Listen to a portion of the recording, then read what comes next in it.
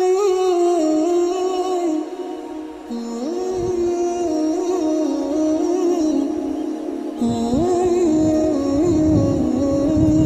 شعیب اللہ خان صاحب کے بیانات کے لیے مفتی صاحب کے آفیشیل چینل کو سبسکرائب کریں اور زیادہ سے زیادہ شیئر کریں۔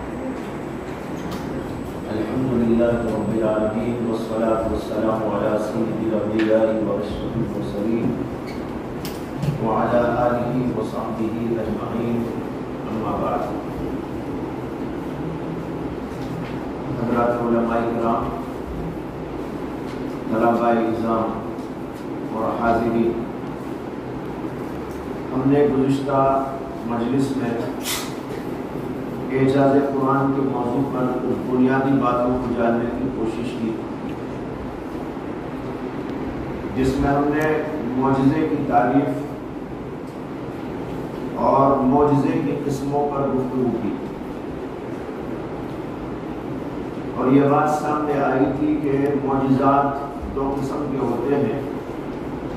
ایک حسی معجزات، جیسے حضرت موسیٰ علیہ السلام کے عصے کا سام بن جانا اور ان کے ہاتھ کا روشن ہو جانا، صالح علیہ السلام کی اونٹنی کا معجزہ، یہ وہ معجزات ہیں جو حسی معجزات کہلاتے ہیں۔ دوسرے معجزات وہ ہیں جس کا نام ہے علمی یا عقلی معجزات۔ اکثر انبیاء کرام علیہ السلام کو جو معجزات عطا کیے گئے تھے وہ معجزات حسی تھے، لیکن ہمارے نبی حضرت محمد رسول اللہ صلی اللہ علیہ وسلم کو دونوں قسم کے معجزات عطا کیے گئے۔ حسی معجزات بہت سے آپ کو عطا کیے گئے،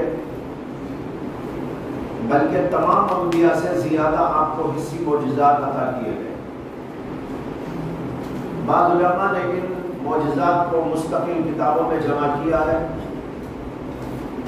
اور معجزات کے عنوان پر یا خصائص کے عنوان پر کتابیں لکھی گئی، لیکن ان معجزات میں سے سب سے اہم ترین معجزہ وہ ہے عقلی اور علمی معجزہ، جس کو ہم قرآن کریم کہتے ہیں۔ یہ معجزہ دائمی معجزہ ہے، جبکہ دیگر جو معجزات ہیں وہ معجزات ایک خاص وقت تک کے لیے تھے۔ خود ہمارے نبی علیہ السلام کے جو اور معجزات ہیں، جیسے کہ چاند کا دو ٹکڑے ہو جانا، انگلیوں سے پانی کے چشموں کا جاری ہو جانا، یہ وہ معجزات ہیں جو حسی معجزات ہیں اور ایک وقت میں وہ دکھائے گئے اور اس کے بعد ختم ہو گئے۔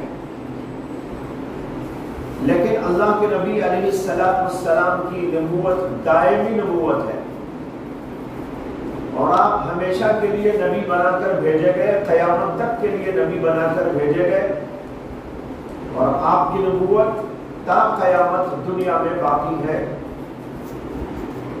اس لیے آپ کو جو معجزات عطا کیے گئے ان میں ایک معجزہ وہ بھی عطا کیا گیا جو قیامت تک باقی رہنے والا ہے۔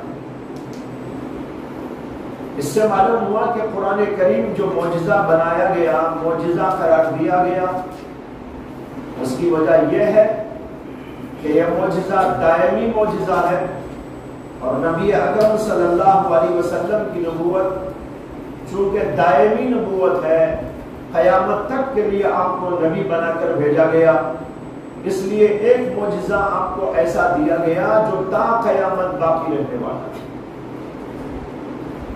اسی معجزے کا نام ہے قرآن کریم۔ علامہ سیوطی رحمۃ اللہ علیہ نے الاتقان کے اندر اس کی جانب اشارہ دیا ہے۔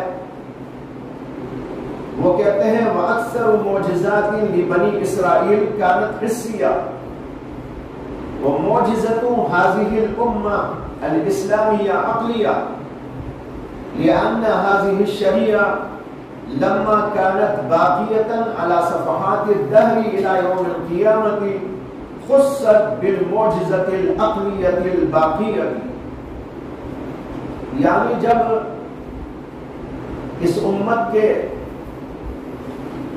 لیے یہ بات اللہ کی طرف سے طے ہو گئی کہ امت اور اس امت کی شریعت ہمیشہ ہمیشہ کے لیے باقی ہے، تو آپ کے لیے ایک ایسا معجزہ بھی خاص کیا گیا جو معجزہ عقلیہ ہے، باقیہ ہے، تا قیامت باقی رہنے والا ہے۔ اور اس کے بعد انہوں نے ایک بات لکھی ہے، فرمایا لیراہا ذو البصائر، تاکہ اہل بصیرت اس معجزے کو تا قیامت دیکھتے رہیں۔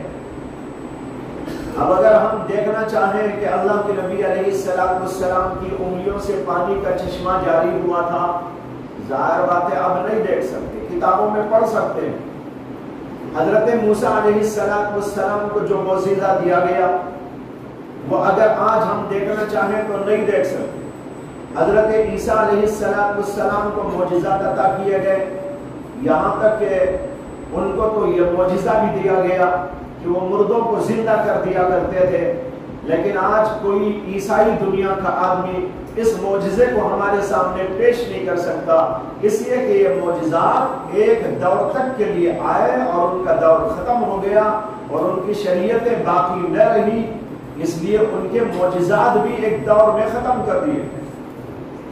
لیکن ہماری شریعت تا قیامت، نبی اکرم صلی اللہ علیہ وسلم کی نبوت تا قیامت، اس لیے فرماتے ہیں کہ آپ کو جو معجزہ دیا گیا یہ عقلی معجزہ ہے جو قیامت تک باقی رہنے والا ہے، لیراہا ذو البصائر، تاکہ اہل بصیرت قیامت تک اس کو دیکھتے رہیں۔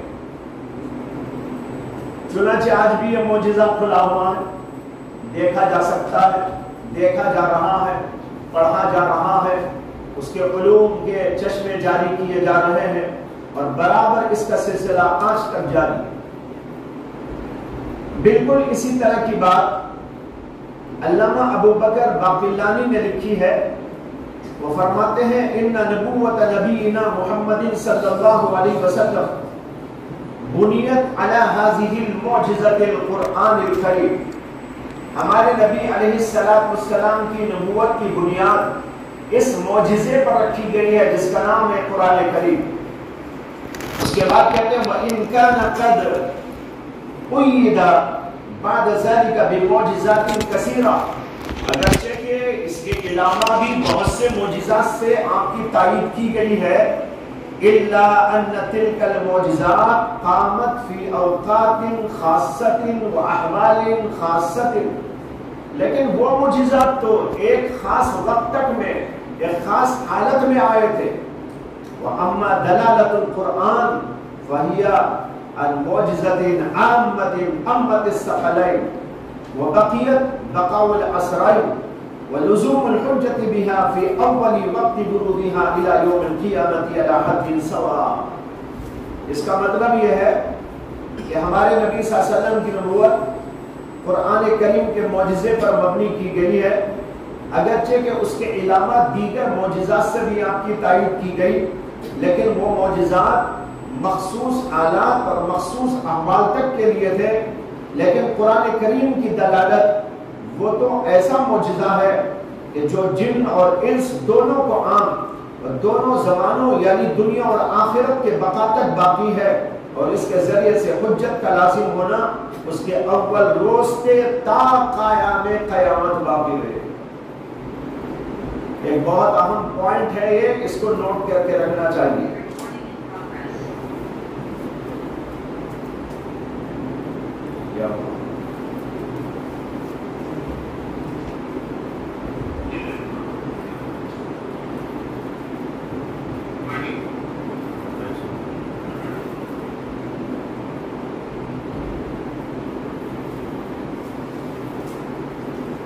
تو یہ بہت اہم ترین بات ہے جس کی جانب امام سیوطی نے اور اسی طرح امام ابو بکر باقلانی نے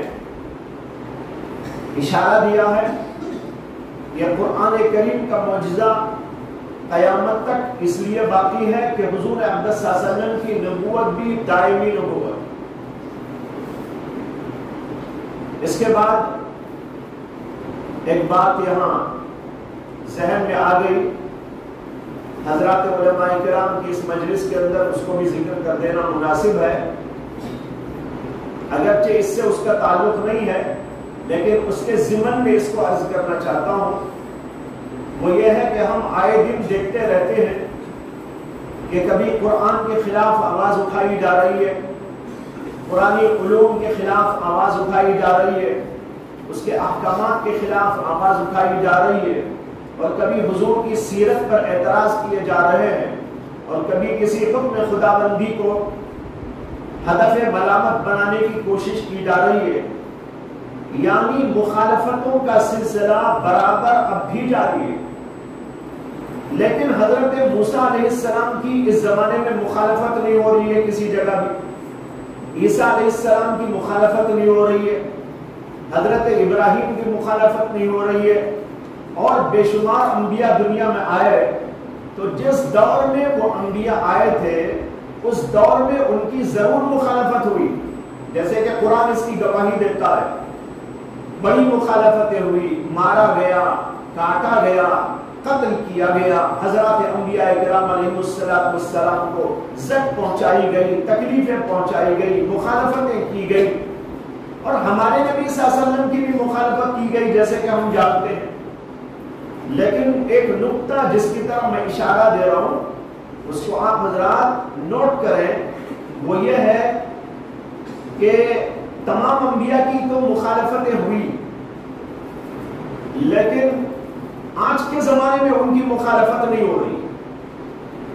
کہیں بھی آپ کو آواز دکھائی نہیں دے گی، حالانکہ ان کے ماننے والے بھی ہیں، ان کے نہیں ماننے والے بھی ہیں. مثلا یہاں کے ہندو نہ عیسیٰ کو مانتے ہیں، نہ موسیٰ کو مانتے ہیں، نہ آدم کو مانتے ہیں، نہ ابراہیم کو مانتے ہیں، نہ کسی اور نبی اور پیغمبر کو مانتے ہیں. لیکن کبھی آپ نے ہندوستان میں یہ نہیں سنا ہوگا کہ موسیٰ علیہ السلام کی مخالفت میں آواز اٹھی ہو، عیسیٰ علیہ السلام کی مخالفت میں آواز اٹھی ہو، یا کسی اور پیغمبر کے خلاف آواز اٹھائی جا رہی ہو. نہیں ہو رہا ہے. لیکن یہ ضرور دیکھنے میں آ رہا ہے کہ ہمارے نبی صلی اللہ علیہ وسلم کی مخالفت ہو رہی ہے. اس میں کیا نقطہ ہے وہ میں آپ کو عرض کرنا چاہتا ہوں. بعض لوگوں کے کمزور ذہنوں میں، یا یوں کہہ لیجئے کمزور ایمان والوں کے ذہنوں میں یہاں خدشہ پیدا ہو جاتا ہے کہ بھائی ہمارے نبی کی مخالفت آج بھی ہو رہی ہے اور دیگر پیغمبروں کی مخالفت نہیں ہو رہی ہے، کیا وجہ ہے؟ میں اسی سلسلے میں عرض کرنا چاہتا ہوں. چند دن پہلے اس نقطے پر میں نے گفتگو کی تھی، وہ اس وقت یاد آ گیا. وہ یہی بات ہے جو اوپر والی بات سے نکل کے آتی ہے. ہمارے نبی کی نبوت قیامت تک ہے، قرآن کریم قیامت تک کے لیے اتارا گیا ہے، اس لیے ہمارے نبی کی مخالفت آج بھی ہو رہی. لیکن حضرت موسیٰ علیہ السلام آئے چلے گئے، نہ ان کی کتاب آج دنیا میں باقی ہے، نہ ان کا کوئی سلسلہ دنیا میں باقی ہے، وہ تو منسوخ ہو چکی ہے. اس لیے وہ سب کے سب انبیاء کی شریعتیں منسوخ، اس لیے ان کے زمانے میں یا ایک دور تک ان کی مخالفتیں ہوئی، لیکن جب ان کا سلسلہ دنیا سے ختم ہو گیا تو آج ان کی مخالفت نہیں ہو رہی ہے. یہ اس بات کی دلیل ہے کہ ہمارے نبی کی نبوت قیامت تک کے لیے ہے، اس لیے آپ کی مخالفت بھی قیامت تک رہے. یہ بہت اہم ترین نقطہ ہے، اس کو ذہن میں رکھنے کی کوشش کریں. بہرحال یہ بتانا تھا کہ یہ عظیم الشان معجزہ قرآن کریم کا ہمارے نبی علیہ السلام کو عطا کیا گیا. جہاں میں نے گزشتہ بار معجزے کی تعریف بیان کی تھی، وہاں پر یہ بھی عرض کیا تھا معجزہ وہی ہوتا ہے جس کے ساتھ چیلنج بھی ہوتا ہے. بغیر چیلنج کے جو ہوتا ہے وہ معجزہ نہیں ہے. یہ بات تفصیل کے ساتھ معجزے کی تعریف کے اندر گزر گئی. اب یہاں پر میں یہ عرض کرنا چاہتا ہوں کہ قرآن معجزہ ہے، اس لیے معجزہ ہے کہ قرآن نے چیلنج کیا. ایسا نہیں ہے کہ قرآن نے چیلنج نہ کیا ہو. قرآن نے چیلنج کیا، باقاعدہ چیلنج کیا ہے. چنانچہ قرآن کریم کے اندر پہلے تو یہ چیلنج کیا گیا کہ پورے قرآن کے جیسا قرآن بنا کر، کلام بنا کر پیش کرو اگر تمہارے اندر ہمت ہو. پورے قرآن کے بارے میں کہا گیا قُلْ لَئِنِ اجْتَمَعَتِ الْإِنسُ وَالْجِنُّ عَلَىٰ أَن يَأْتُوا بِمِثْلِ هَٰذَا الْقُرْآنِ لَا يَأْتُونَ بِمِثْلِهِ وَلَوْ كَانَ بَعْضُهُمْ لِبَعْضٍ ظَهِيرًا. اللہ نے فرمایا کہ اے نبی آپ کہہ دیجئے کہ بطور چیلنج کہا جا رہا ہے اگر تمام جنات اور تمام کے تمام انسان اس بات کے اوپر متفق ہو جائیں، اس بات کے اوپر جم جائیں کہ قرآن کے جیسا کلام بنا کر پیش کریں، لا یأتون بمثلہ، تو وہ قرآن کے جیسا کلام بنا کر پیش نہیں کر سکتے. وَلَوْ كَانَ بَعْضُهُمْ لِبَعْضٍ ظَهِيرًا، اگرچہ کہ بعض کے معاون کیوں نہ بن جائے. معاون بن کر پوری دنیا، تمام انسان، اور صرف انسان نہیں بلکہ اللہ نے یہاں جنات کا بھی ذکر کیا اور کہا سب کے سب مل کر قرآن کریم کے جیسی کتاب بنا کر پیش کرنا چاہیں ناممکن ہے، نہیں بنا سکتے. یہ تو پورے قرآن کے بارے میں اللہ نے فرمایا. لیکن پھر اس کے بعد مزید اللہ نے یہ فرمایا کہ پورے قرآن کا تو کیا تم جواب لکھ سکتے ہو، کیا جواب دے سکتے ہو؟ ایسا کرو کہ اگر تمہارے اندر ہمت ہو تو 10 سورتوں کا جواب تیار کر دو. چنانچہ اللہ نے فرمایا قُلْ فَأْتُوا بِعَشْرِ سُوَرٍ مِثْلِهِ، 10 صورتیں چھوٹی سے چھوٹی بناؤ. 10 صورتوں کے لیے اللہ نے چیلنج دیا. اس پر بھی ساری دنیا عاجز آ گئی تو پھر اللہ نے اس سے بھی زیادہ ہلکا کر دیا چیلنج اور فرمایا کہ 10 صورتیں تو کیا بنا سکتے ہو؟ ان کنتم فی ریب مما نزلنا علی عبدنا فاتوا بسورۃ من مثلہ وادعوا من استطعتم من دون اللہ ان کنتم صادقین. ایک سورت بنا کر پیش کرو. اللہ نے پہلے پورے قرآن کو رکھ کر چیلنج کیا، پھر اس کے بعد صرف 10 صورتوں کا چیلنج کیا، اور پھر اس کے بعد اللہ تبارک و تعالیٰ نے ایک سورت کے بارے میں چیلنج کیا اور فرمایا کہ تم ہرگز ایسا کر ہی نہیں سکتے. وَلَن تَفْعَلُوا فَإِن لَّمْ تَفْعَلُوا وَلَن تَفْعَلُوا، اور اگر تم ایسا نہ کر سکو، اور دعویٰ کیا اللہ نے وَلَن تَفْعَلُوا. علماء حضرات، طلبہ حضرات جانتے ہیں کہ لن جو آتا ہے وہ آگے کے زمانے کے لیے آتا ہے. لن تفعلوا کا مطلب یہ ہے تم ہرگز کبھی بھی ایسا نہیں کر سکو گے. قرآن کا جواب ایک سورت کا بھی نہیں دیکھ سکو گے. یہ اللہ تعالیٰ نے قرآن میں چیلنج کیا. اس سے معلوم ہوا کہ قرآن معجزہ ہے. معجزے کی تعریف میں آپ کو بتایا گیا تھا کہ معجزہ جو ہوتا ہے اس کے ساتھ چیلنج بھی آتا ہے. یہاں چیلنج آیا، لہذا اس چیلنج کی وجہ سے قرآن کریم معجزہ قرار پایا. اس کے بعد ایک بڑا اہم سوال پیدا ہوتا ہے اور وہ یہ ہے کہ قرآن کریم معجزہ ہے، کس اعتبار سے معجزہ ہے؟ اس کے معجزہ ہونے کا مطلب کیا ہے؟ حضرات علماء کرام نے اس کے اوپر کافی طویل بحثیں کی ہیں اور بہت سے حضرات نے یہ فرمایا ہے کہ قرآن کریم جو معجزہ ہے وہ اس اعتبار سے معجزہ ہے کہ وہ فصاحت میں، بلاغت میں، نظم اور اسلوب میں بے مثال. اس کی فصاحت سب سے اعلیٰ، اس کی بلاغت سب سے اعلیٰ، اور اسی کے ساتھ اس کا نظم اور اسلوب ایک بے نظیر اور بے مثال. اور دنیا کا کوئی آدمی ایسا کلام بنا کر نہیں پیش کر سکتا. لیکن یہاں بڑا سوال یہ پیدا ہوتا ہے کہ یہ بات جو بیان کی جاتی ہے کہ قرآن کریم کی فصاحت اور قرآن کریم کی بلاغت اور اس کے ساتھ اس کا نظم اور اس کا جو اسلوب نگارش ہے یہ ایک اعلیٰ درجے کا اور معجزانہ انداز کا ہے، تو یہ بات سمجھنے کے لیے جب تک ہم عربی زبان نہ جانیں، عربی زبان کی فصاحت اور بلاغت اور اس کی باریکیوں کو نہ جانیں اور طرز و اسلوب عربی کو نہ جانیں، اس وقت تک قرآن کریم کا معجزہ ہونا سمجھ میں نہیں آ سکتا۔ لہذا سوال پیدا ہوتا ہے کہ ایک غیر عربی دان، ہندوستان کا آدمی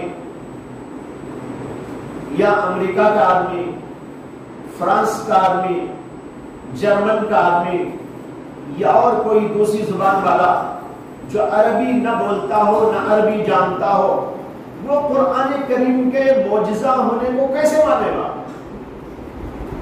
سمجھ میں آ رہا؟ جی یہ بڑا اہم سوال ہے کہ ہم یہ تو کہتے ہیں قرآن اعلیٰ درجے کا فصیح ہے، اعلیٰ درجے کا بلیغ ہے، اس کا اسلوب اور انداز بے مثال اور بے نظیر ہے، لیکن یہ بات تو سمجھنے کے لیے پہلے تو ہمیں عربی جاننا ہوگا، اور عربی بھی معمولی درجے کی نہیں، بہت اعلیٰ درجے کی جاننا ہوگا۔ عربی کے تمام اسلوب کیسے کیسے عرب والے کلام کو استعمال کرتے ہیں اور اس کی باریکیاں کیا ہیں، اس کی نزاکتیں کیا ہیں، ان سب باتوں کو جب تک جان نہیں لیا جائے گا اس وقت تک قرآن کریم کا معجزہ ہونا سمجھ میں نہیں آئے گا۔ تو ساری دنیا کو یہ چیلنج جو دیا جا رہا ہے تو یہ ساری دنیا کے لیے چیلنج کیسے بنے گا؟ یہ ایک اہم سوال ہے۔ میں آگے بڑھنے سے پہلے آپ کو اس سوال کا جواب دینا چاہتا ہوں، لیکن اس سوال کے جواب سے پہلے یہ بھی سمجھ لیجئے گا کہ قرآن کریم کن کن حیثیتوں سے معجزہ ہے۔ اس پر حضرات علماء نے بحث کی۔ ان بہت سے امور میں سے ایک اہم ترین وجہ وہ ہے جو ابھی عرض کی گئی کہ قرآن انتہائی فصیح، انتہائی بلیغ، اس کا اسلوب، طرز نگارش انتہائی اعلیٰ درجے کا، بے مثال، بے نظیر۔ یہ ایک وجہ ہے قرآن کریم کے اعجاز کی۔ یہاں تک تو باقی عرب والے ہی زیادہ سمجھ سکتے ہیں، لیکن اس کے علاوہ اور بھی وجوہات ہیں، ان کو وجوہ اعجاز کہا جاتا ہے۔ حضرات علماء نے ان وجوہ اعجاز پر اپنی اپنی کتابوں کے اندر بڑی زبردست بحثیں کی ہیں، لہٰذا اب یہ سمجھ لیجئے کہ یہ ایک وجہ ہے قرآن کریم کے اعجاز کی، تمام وجوہات یہ نہیں ہے، اس لیے وہ وجوہات اور کیا کیا ہیں وہ آپ کے سامنے رکھ دیتا ہوں۔ ویسے تو بہت ہیں، میں نے تلخیص کر کے کچھ چیزوں کو جو ہے آپ کے سامنے پیش کرنا چاہا ہے کہ قرآن کریم کن کن حیثیتوں سے معجزہ ہے۔ نمبر ایک، قرآن اس اعتبار سے معجزہ ہے کہ اس کی فصاحت اور بلاغت اور نظم و اسلوب میں اعجاز پایا جاتا ہے، یہ پہلی وجہ۔ دوسری وجہ یہ ہے کہ عرب کو جب چیلنج دیا گیا تو سارے عرب کے لوگ اس کے جیسا بنا کر پیش کرنے سے عاجز آ گئے۔ اس سے معلوم ہوا قرآن معجزہ ہے، دوسری وجہ۔ تیسری وجہ، قرآن کریم کے علوم اور حقائق کا اعجاز۔ یہ بات سمجھنے کے لیے عربی داں ہونا ضروری نہیں، اسے امریکہ والا بھی سمجھ سکتا ہے، اردو دان بھی سمجھ سکتا ہے، تمل والا بھی سمجھ سکتا ہے، کنڑ زبان والا بھی سمجھ سکتا ہے، اس لیے کہ قرآن کے اندر کیا کیا علوم ہیں، کیا کیا حقائق ہیں، اس کو کسی بھی زبان پہ جب پڑھنا چاہے گا پڑھنے سے سمجھ میں آ جائے گا کہ قرآن کریم واقعی اس اعتبار سے معجزہ ہے۔ یہ تو ابھی گنتی ہو رہی ہے، تفصیل بعد میں آئے گی، یہ تو ابھی میں گنا رہا ہوں۔ 3 نمبر ہو گئے۔ چوتھے نمبر پر قرآن کے اعجاز کی وجہ یہ ہے کہ اس کے اندر تاریخی حقائق کو کھول کھول کر بیان کیا گیا۔ اللہ کے نبی علیہ السلام کے دور میں کوئی تاریخی کتاب نہیں تھی، زیادہ تورات اور انجیل موجود تھے جس میں کچھ واقعات پیغمبروں کے تھے، لیکن وہ کتابیں گڑبڑ ہو گئی تھی، تحریف شدہ تھی، اور اس کے اندر بہت سارے امور ایسے داخل کر دیے گئے تھے جس سے کہ حقائق اور معارف ختم ہو گئے۔ لیکن قرآن کریم نے تاریخی حقائق کو پیش کیا۔ حضرت آدم سے لے کر محمد صلی اللہ علیہ وسلم تک مختلف ادوار میں آنے والے پیغمبروں، ان کی سیرتوں، ان کے ساتھ پیش آنے والے احوال، ان کے تاریخی واقعات، ان کی قوموں کے تاریخی واقعات، اس کے علاوہ بہت کچھ قرآن کریم نے بیان فرمایا۔ یہ قرآن کریم کا ان حقائق کو کما حق بیان کرنا، یہ بھی قرآن کا معجزہ ہے۔ یہ ہوئی چوتھی وجہ۔ پانچویں وجہ یہ ہے کہ قرآن کریم نے پیش گوئیاں بیان کی، یعنی بعد میں پیش آنے والی باتیں، اور اللہ نے جس طرح اس کو بیان کیا اسی طرح واقع ہو گئی، اور بڑی عجیب و غریب پیشن گوئی آتی۔ جیسے کہ جب تفصیل آئے گی تو قرآن کی روشنی میں آپ کے سامنے اس کو واضح کیا جائے گا کہ اللہ تعالیٰ نے یہ پیش گوئی کی، اور جیسے پیش گوئی کی اسی طرح بات پیش آ گئی۔ یہ بھی قرآن کریم کا معجزہ ہے، اس لیے کہ آگے آنے والی باتوں کا پہلے بیان کر دینا، اور چیلنج کے ساتھ بیان کرنا، اور بالکل اسی طرح وہ بات پیش آ جانا، اور صرف اکا دکا واقعات نہیں بلکہ کئی ایسے واقعات کا قرآن کریم کا بیان کرنا، اور پھر ان باتوں کا اپنے اپنے موقع پر اسی طرح پایا جانا، یہ بھی قرآن کریم کا معجزہ ہے۔ بالفاظ دیگر قرآن کا ایک معجزہ اس کی پیش گوئیاں ہیں۔ نمبر 6، قرآن کا ایک معجزہ یہ بھی ہے، ایک وجہ اعجاز یہ بھی ہے کہ قرآن کریم نے بہت سے لوگوں کے دل کے اسرار کو کھول کے بیان کر دیا۔ ان کے دلوں میں یہ بات ہے، ظاہر بات ہے کہ اللہ کے سوا کون بیان کر سکتا ہے۔ اللہ نے بتایا کہ ان کے دل میں یہ بات ہے، اور جیسا ہوا ویسے ہی بات سامنے آئی۔ یہ بھی قرآن کریم کا معجزہ ہے۔ نمبر 7، قرآن کریم کے اعجاز کی ایک وجہ ہے قرآن کریم کی تلاوت پر ایک خاص کیفیت کا وارد ہونا۔ دنیا میں کتابیں بہت ہیں، لیکن قرآن کریم جیسا پڑھا جاتا ہے کوئی کتاب پڑھی نہیں جاتی، اور جب اس کو پڑھا جاتا ہے تو پڑھنے پر بھی اور سننے والے پر بھی، پڑھنے والے پر بھی، سننے والے پر بھی عجیب و غریب کیفیت طاری ہوتی ہے، یہاں تک کہ آدمی رونے لگتا ہے، دل اس کا پسیجنے لگتا ہے، دل کی کایا پلٹ ہونے لگتی ہے، اور وہ اس سے متاثر ہوئے بغیر نہیں رہ سکتا، اگرچہ کہ وہ عربی بھی نہ جانتا۔ یہ بھی قرآن کریم کا معجزہ ہے۔ دنیا میں کوئی کتاب ایسے نہیں کہ ہم اس کو پڑھیں تو ایسا ہو جائے عربی۔ یہاں تک کہ یہ بھی دیکھا گیا کہ بعض غیر مسلمین پر بھی اس کا اثر ہوتا ہے۔ اس کے بارے میں بھی تفصیلی گفتگو جب تفصیل میں جائیں گے تو عرض کی جائے گی۔ اس کے بعد 8वां नंबर, 8वीं वजह एजाज, कुरान करीम की महफूजियत। कुरान करीम महफूज है। अल्लाह ने कुरान में इसका जिक्र किया था, इन्ना नहनु नज़्ज़लना ज़िक्र व इन्ना लहू लहाफ़िज़ून।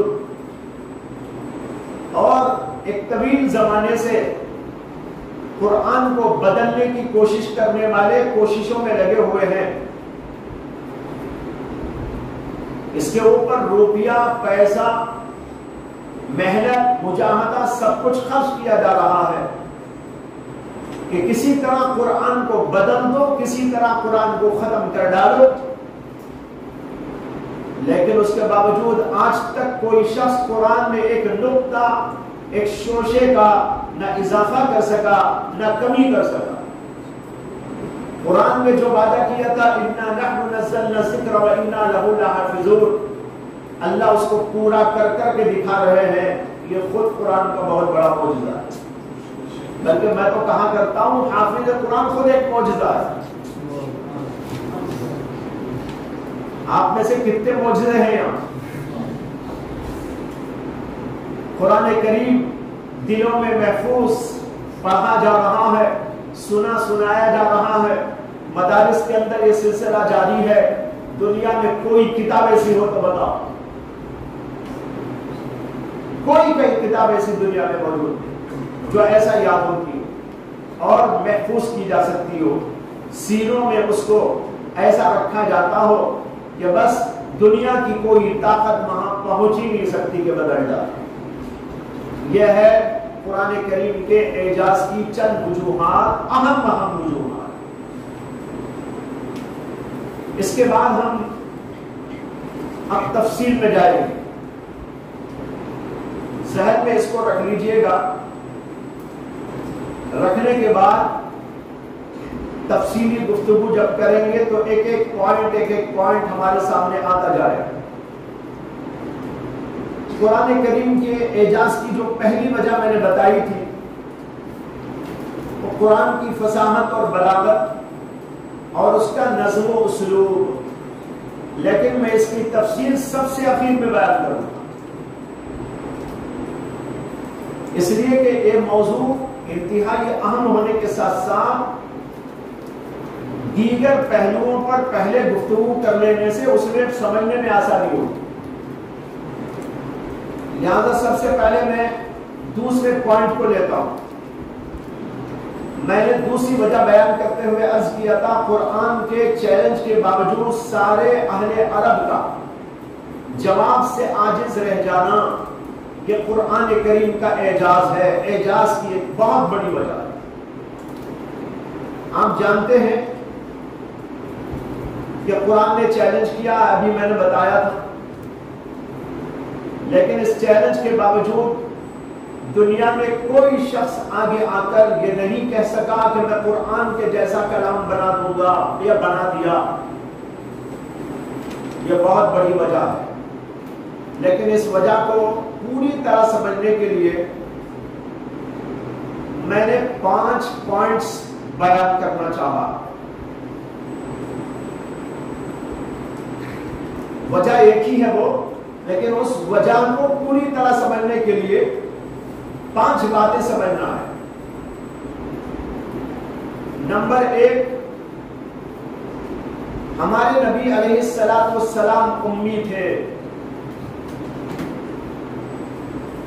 आपने कहीं लिखना पढ़ना नहीं सीखा था कि जब किसी मदरसे में, स्कूल में, कॉलेज में, यूनिवर्सिटी में दाखिला नहीं लिया था, बल्कि आप लिखना और पढ़ना जानते भी ना थे।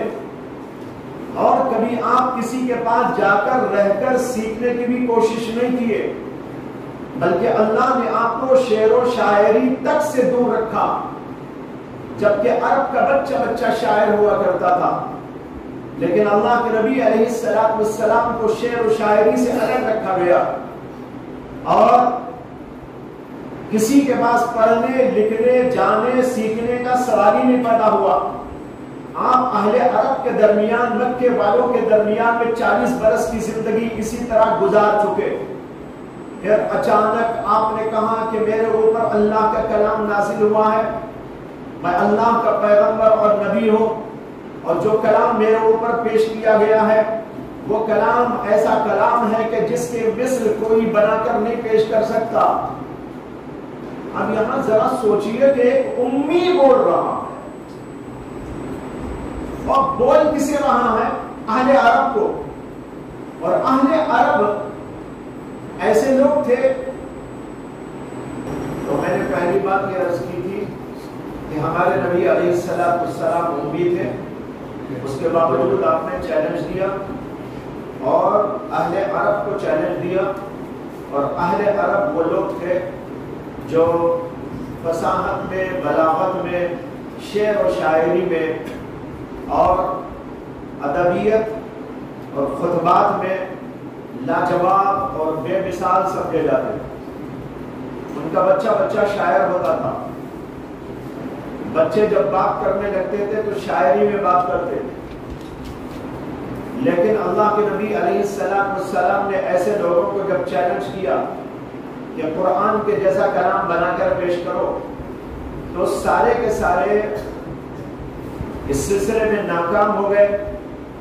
حالانکہ سارے دشمن تھے، ان دشمنوں نے دشمنی میں آپ کو مارنے کی، قتل کرنے کی سازشیں کی، یہاں تک کہ جنگیں برپا کر دی، اپنی جانیں قربان کر دی، مال قربان کر دیا کہ محمد صلی اللہ علیہ وسلم کو دنیا سے ختم کر دیا جائے، لیکن ان میں سے کسی کو یہ ہمت نہ ہوئی کہ قرآن کریم کے چیلنج کے مطابق ایک صورت بنا کر پیش کر دے۔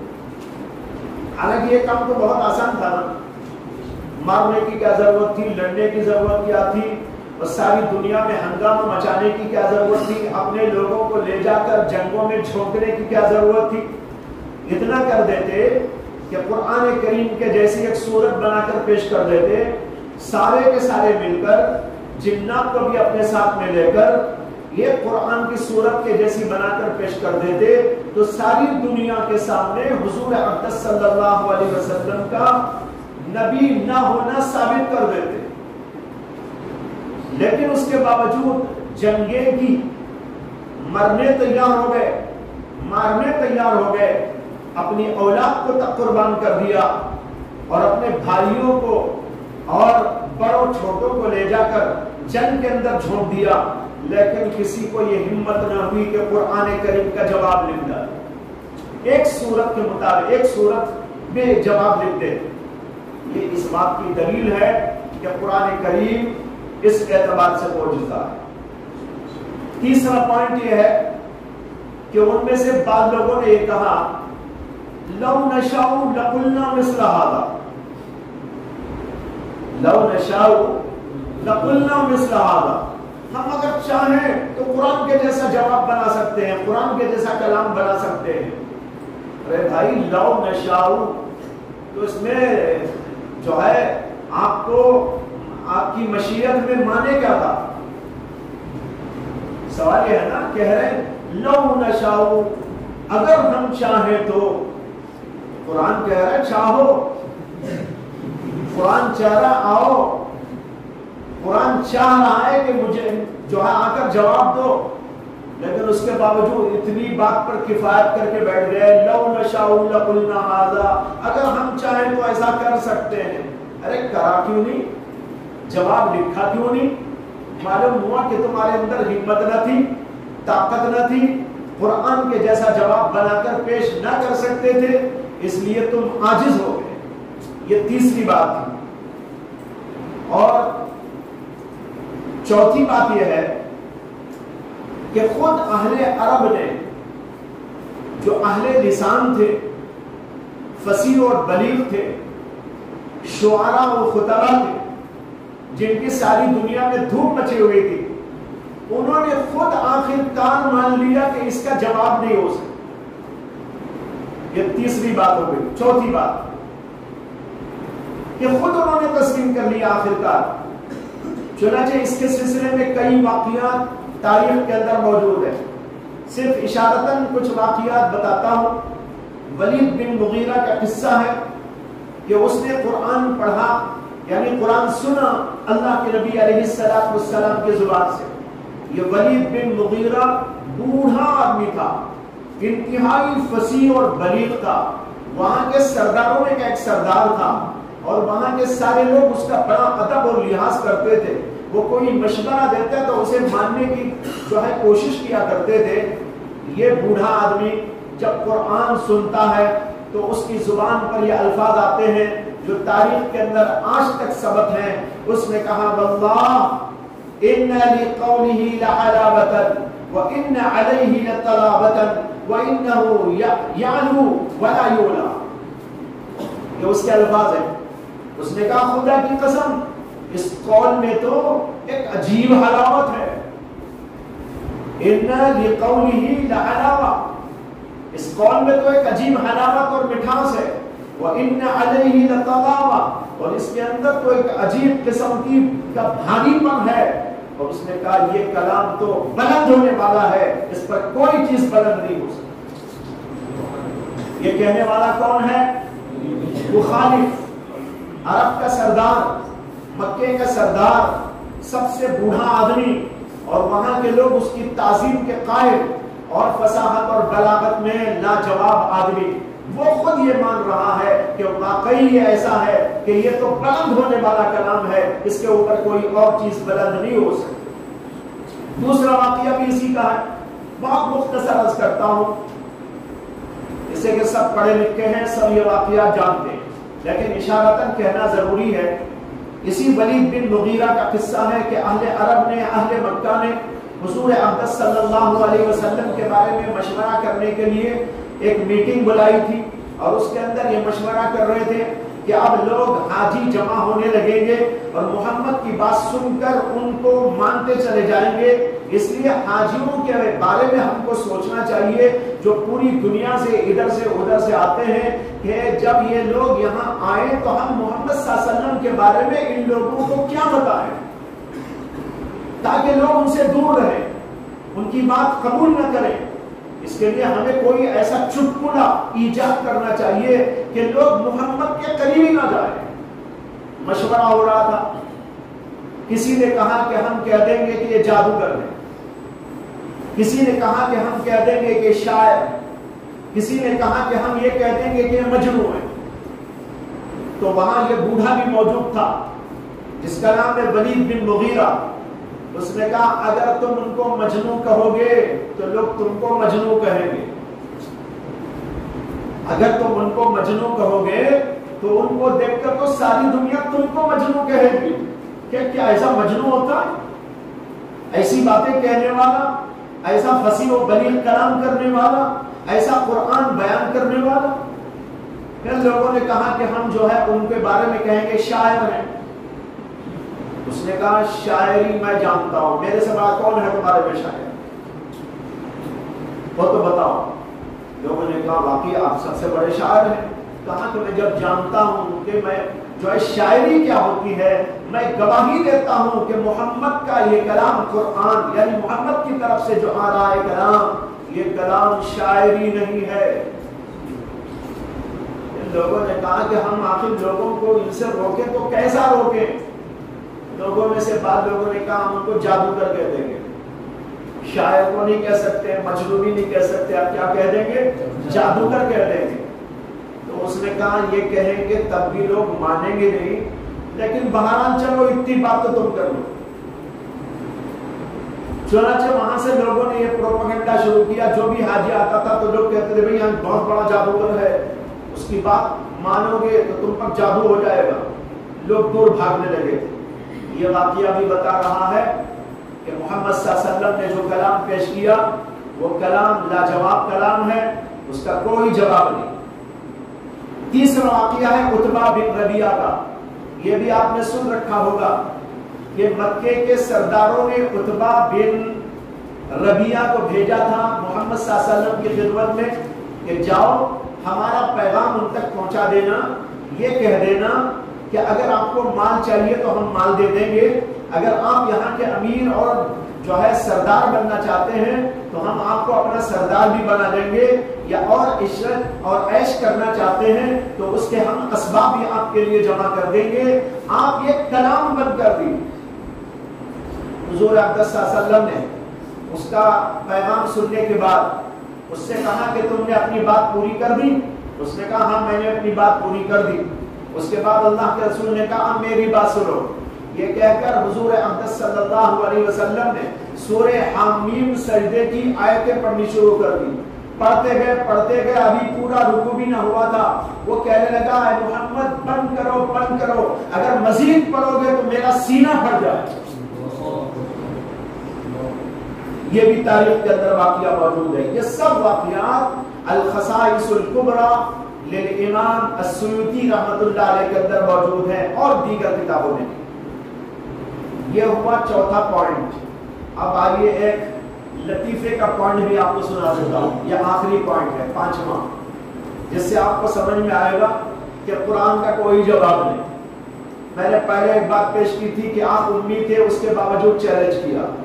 دوسری بات میں نے پیش کی تھی کہ سارے عرب کے اہل فصاحت و بلاغت کو چیلنج دینے کے باوجود کوئی جواب کے لیے آگے نہ آیا۔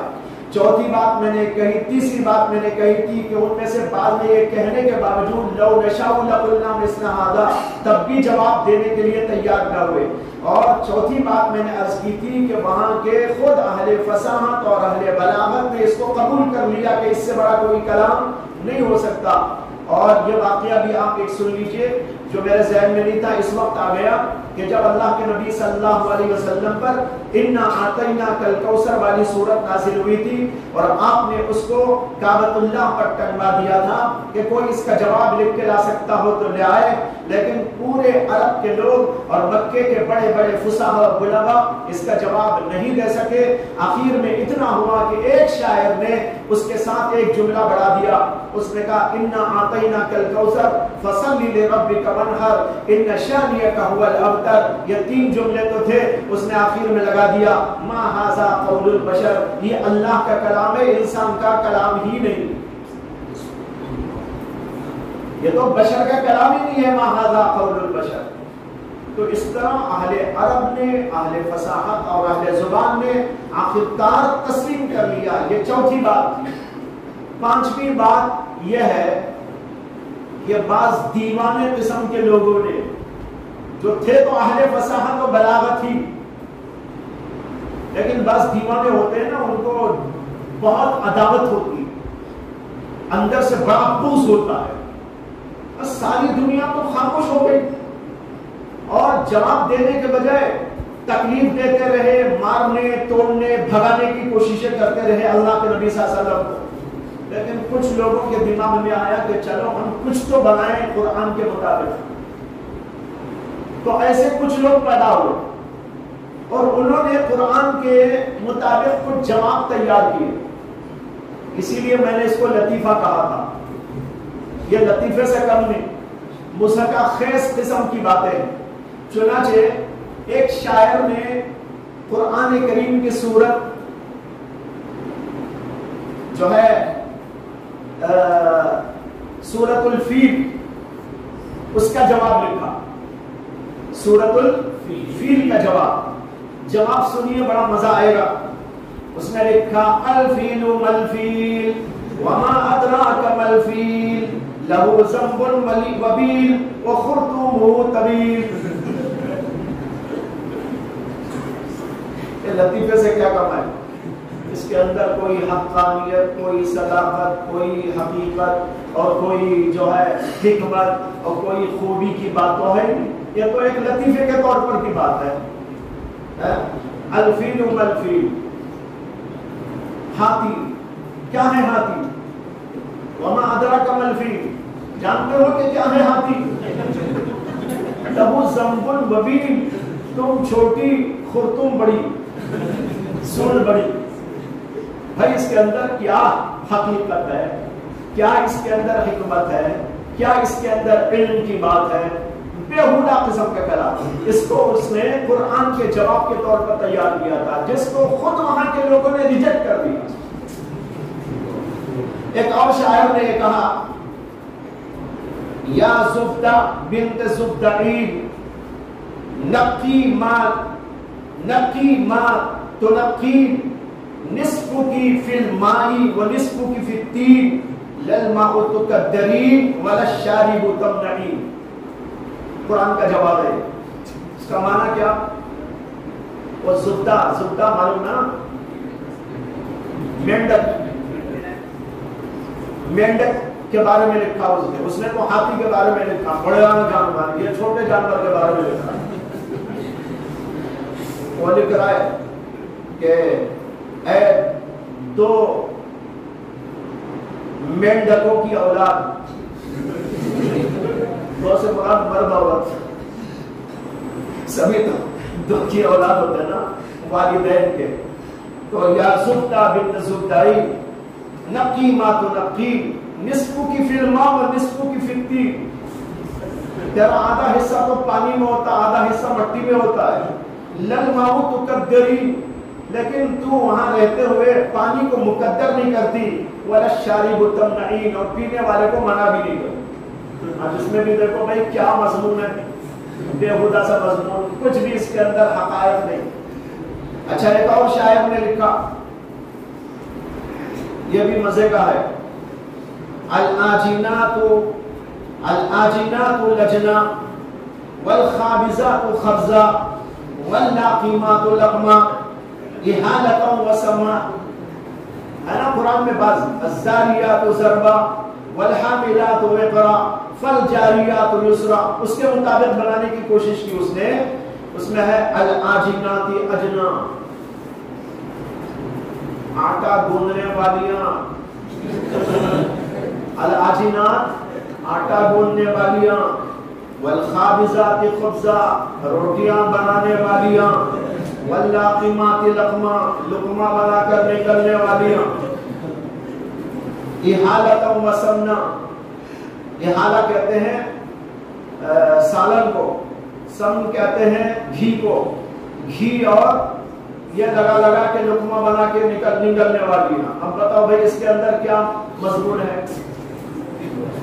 اس طرح کی کچھ باتوں کو انہوں نے قرآن کے جواب کے طور پر پیش کرنے کی کوشش کی، جو ان کی ثقافت نہیں، سخافت، خا کے ساتھ، سخیف ہونے، ضعیف ہونے، عقل کی کمزوری، عقل کی جو ہے کمی کا نتیجہ تھا. اور اس کو مزاح کا خیز انداز پر لوگوں نے لیا اور ہنس کر چھوڑ دیا. کوئی اس کو قرآن کا جواب نہ سمجھ سکا.